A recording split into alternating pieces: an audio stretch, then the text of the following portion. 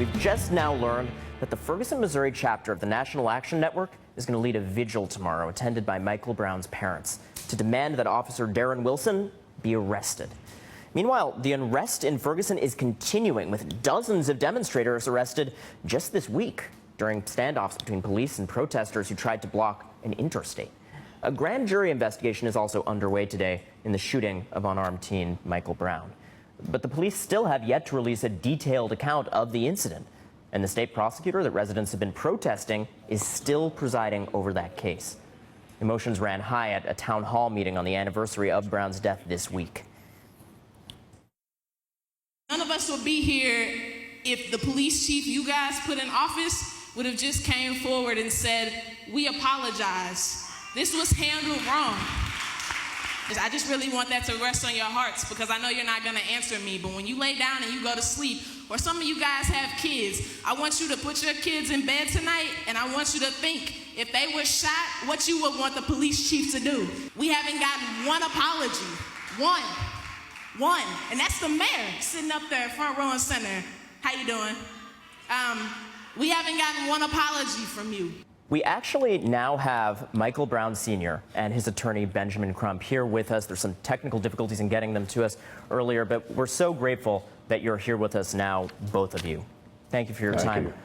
First of all, I wanted to talk to you, Michael Brown Sr. You're dealing with a nightmare that no father would ever want to experience. How are you and your family doing? We're just taking it day by day. We're holding up the best way we can and just staying prayed up. And you and your family have asked for peaceful protests in the past, yet you're still waiting for justice to be served, and we're hearing a lot of frustration in this community, including new rounds of arrests of these protesters. Is there any message you want to deliver to those protesters now?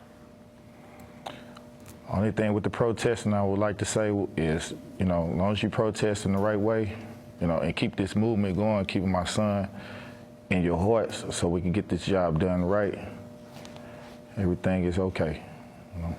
Michael, obviously all of our feelings and thoughts have been so with you, but also the country has been riveted following exactly whether there's going to be the leadership that this community is looking for in the investigation. A lot of concerns about this prosecutor. Have you had any contact with the prosecutor and the investigating team? No, we haven't. Still no contact with Prosecutor McCullough? No. All right. It's been more than a month since your son's death. If Darren Wilson is listening to this interview, do you have a message for him? We just want to know what happened, the truth to come out, and that's all Mr. Brown and his family have asked for from day one. They want answers. There's a new cell phone video circulating that shows bystanders who allegedly witnessed the shooting in the moments right after it happened. NBC hasn't verified this video, but I know that you feel strongly that it could be a game changer. Ben Crump, will that be used in court? And how these men reacted, do you think that that's significant to this case? We think it's very significant. It's of paramount significance, in fact. Mr. Brown and I were just talking about how grateful the family is that they came forward, even though it's very hard, because what you have is a live play-by-play of how his son's life was taken in broad daylight.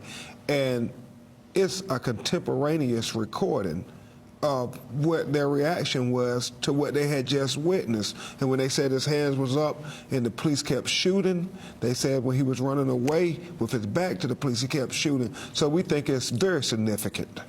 Michael Brown Sr., a bit of time has passed, but we don't want to lose sight of what's most important in this story, and that's your son. So much has been said about his death, but I'd love to hear from you about what he was like in life as a person. What was he interested in? What were his plans for after graduation? Well, he was going to attend a college, Ballarat.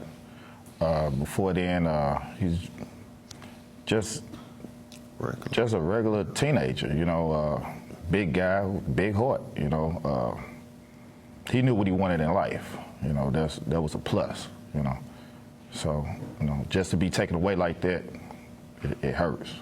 It is more than any of our families can imagine. Michael Brown Sr., Benjamin Crump, thank you. We'll be following your fight on this closely. Next week, you go up on Capitol Hill, hoping for more justice and some changes to how police behave around the country. And Mr. Brown, I just want to say again, our thoughts are with you, and we hope your family finds the answers it's looking for. Thank you. Thank you. Thank you, both of you.